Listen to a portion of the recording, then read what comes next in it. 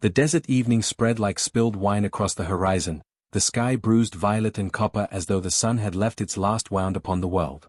Noding rode slowly, his stallion's hoofs pressing shallow echoes into the dust.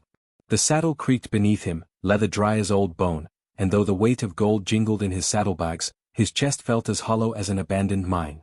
Rich, yes, but lonely in ways coin could never soften. He wondered, not for the first time, whether solitude could kill a man more thoroughly than hunger or bullets ever could. Then he saw it. A flicker of firelight shivered against the ridge, fragile but defiant against the thickening dusk. He should have ridden past.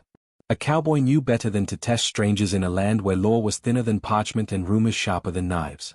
Yet his horse slowed, nostrils flaring at the smell riding the breeze, beans simmering low, bread crackling against the skillet's edge. Hunger tugged at him.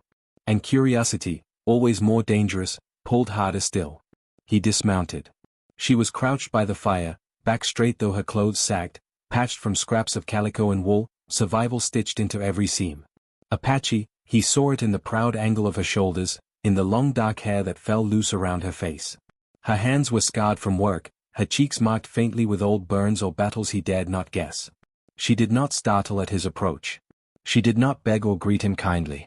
She only turned her face slightly so he could see the faint scar tracing her cheekbone, and her voice, when it came, was low and steady as though rehearsed against countless rejections.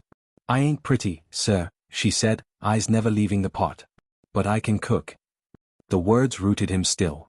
Not a plea, not an introduction, just a verdict she'd passed on herself, wrapped in quiet defiance. He felt them in his chest, heavier than the gold he carried. He wanted to ask why that was the first thing she chose to say, but the fire popped, sparks leaping, and silence filled the space like smoke. He sensed if he asked too quick, her courage might vanish. Boots crunching dry sage, he stepped closer. The air smelled of beans thick with spice, of cornbread browned on one side. His hunger betrayed him, and yet something else, stranger, stirred deeper, a pull toward the woman herself. The townsfolk's whispers haunted him, "Don't bring Apache trouble home, cowboy." Sheriff Boone's gravel voice had carved the warning into his skull. Yet here she was, stirring food with a steadiness that cut through all the noise of judgment. She ladled stew into a dented tin bowl and set it where he could reach without entering her circle. The gesture was not servile, not proud, merely survival offered plain. He took it, though his hand lingered longer than needed, testing whether she would flinch at his closeness.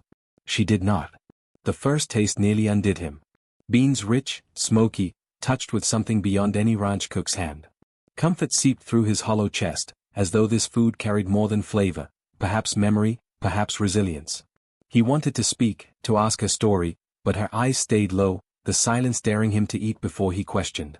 "My people cast me out," she said at last, voice woven into the fire's hiss.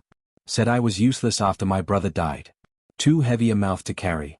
I walked away." She turned the bread with careful fingers, though hunger pinched her cheeks.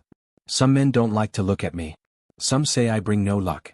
But a man's belly doesn't care about luck. Only food." Her chin lifted slightly at the end, like she wanted to believe her worth could still be measured in that. Noding swallowed hard. He thought of Clara May, the ranch cook he once loved, whose laughter filled rooms but who left him when she found softer company in town. He thought of how gold had never kept anyone from walking away. Here sat a woman who had nothing, who still saved the last slice of bread for him though her own stomach tightened with emptiness. He placed his bowl aside and, wordless, pulled off his gloves. A tattered blanket lay near her. He picked it up, threaded a needle through its torn edge. She stiffened but did not stop him. Their hands brushed, callous meeting callous, and the desert itself seemed to pause.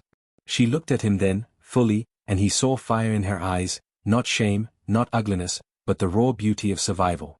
He laughed suddenly, low, startled, a sound he had not heard from himself in years. She blinked, startled too, then a shy smile touched her mouth, fleeting as dawn light over canyon stone. In that instant, his loneliness cracked open. Something warmer began to seep in. Then, hoofbeats. Distant, steady, carrying across the plain. Noding's gut tightened. Riders. Perhaps Boone's men, perhaps worse. He imagined their whispers, the rich cowboy feeding an Apache outcast. Weak. Foolish. Reputation could die faster than a dry creek under sun. Leotai, he knew her name now, spoken soft when he asked, lowered her gaze, already preparing for dismissal. She wore that posture-like armor, the weary readiness of one abandoned too many times. She did not beg. She simply braced for the moment he would send her into the night. But the riders did not stop. Their shadows crested the ridge, silhouettes swallowed by starlight, their hoofbeats fading into silence. Noting reached across the fire. Slowly, deliberately, he took her scarred hand in his own.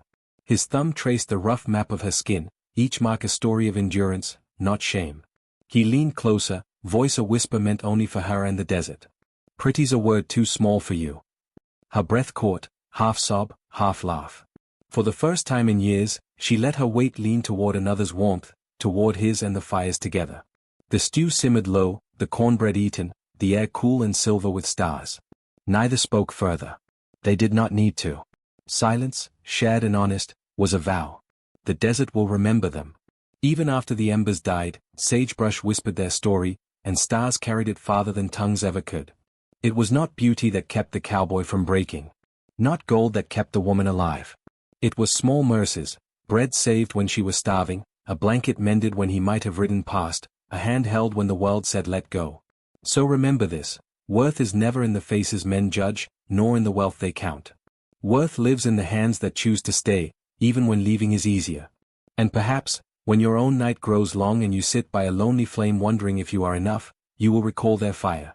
You will know that someone, somewhere, will see you whole, not for names given or scars carried, but for what you offer, even in hunger. That is how two forgotten souls found each other in the wide and empty West. That is how loneliness loosened its hold. That is how a woman once told a cowboy she wasn't pretty, but showed him, with every act of grace, what beauty truly meant. And isn't that the kind of story the desert was born to keep?